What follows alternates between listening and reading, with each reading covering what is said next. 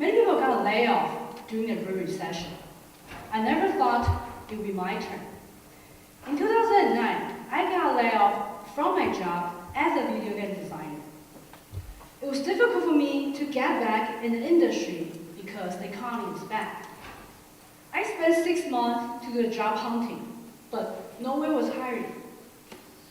At that time, several of my friends were starting a business in a new industry that they call e-commerce. Now, what is e-commerce? E-commerce is selling products over the internet, like the products you see on Amazon. Where do you think Amazon's getting the products? Amazon doesn't manufacture them. It comes from different individuals and business owners like me and you. For example, you can put your product on Amazon, and buyers from the internet will be able to find your store and purchase from you. Once you have order, you will ship the product to your buyer. And in order to get the products for my own e-commerce store, I flew back to Taiwan. That's where my hometown is. I spent $600 to buy the first batch of products and put everything in my luggage and flew back to Los Angeles. That's where I live. I started my first business in my garage. I would just purchase products from Asia with low cost, put them online, and ship them out as soon as I got orders. I've been running business for more than 8 years. I now know that running a successful e-commerce store is simple. What I've learned applies to much more than just e-commerce. The key here is to understand the difference between the red ocean and the blue ocean. The red ocean is red because there are many sharks in the water. The sharks are the business that are fighting for the same customers. The water becomes red because there are many sharks hunting in a small area at the same time. The blue ocean is clean, unexplored water. There's only a few sharks hunting in the area, which means there's a lot more spaces for new ideas and new entrepreneurs. Anything you do in the blue ocean will stand out. Let me give you some examples of red ocean products. Apparels and shoes, everybody needs them, right? Those are high demand products. Most people think they want to sell those products because they think high demand will bring more sales.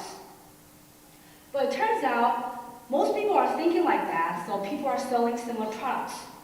Your product will be really difficult to stand out, and you will have many competitors. For example, let's say if I want to buy a pair of brown Oxford shoes. So I go to Amazon and search for it. I get hundreds of different options. Which one am I going to pick? The lowest price maybe? And if I'm a seller, I will need to keep decreasing the price to attract more buyers. At the end, some sellers are probably losing money. Blue ocean products are the opposite. Blue ocean products are niche products with lower demand. Most importantly, there are not that many competitors in the blue ocean. Because of that, it's much easier to sell in the blue ocean. For example, martial arts supplies, such as nunchuck carrying case. When a new business person goes into e-commerce, they usually don't think to sell nunchuck carrying case. However, more than 3 million Americans practice martial arts.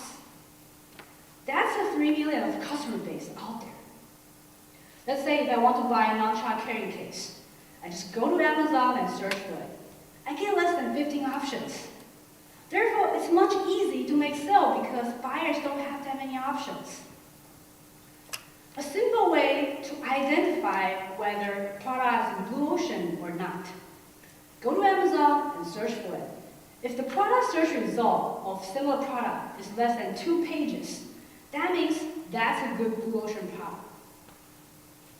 E-commerce was an emerging industry when I first started. and the industry is growing every year. Amazon's business model has created many 7- and 8-figure online sellers. But it's dangerous if you have all your eggs in one basket. What if Amazon suspends your account one day and you will lose all your sales overnight? A few years ago, many online sellers were making a lot of money by selling hoverboards on Amazon. One day, Amazon decided to remove all the hoverboard listings right before the Christmas shopping season because of the safety concern issue. That ends the seller with 0 sales when they expect hundreds or even thousands of sales. Therefore, it's really important for us to keep looking for blue ocean channels. Besides Amazon, I also sell on other e-commerce marketplaces like eBay, Walmart, Jet, and Overstock. Whenever there's a new marketplace, I just sell on that channel to keep my business in the blue ocean. By doing that, I'm always ahead of my competitors. And in order to scale out my e-commerce business, all I did was I just keep launching new blue ocean product and new blue ocean channels every year. Just like many other things in life, wash, rinse, and repeat. That's how I keep business growing.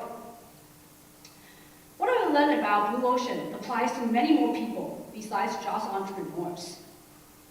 The real lesson here is that no matter what we do, we need to find the uncharted territory so other people will get to see all the amazing things that we're doing. Imagine musicians trying to get their big break. They will most likely to get noticed if they can produce non-mainstream music. They need to focus on the things that make them unique. Imagine an engineer trying to design a cell phone in 2007. There were probably hundreds of different cell phones in 2007.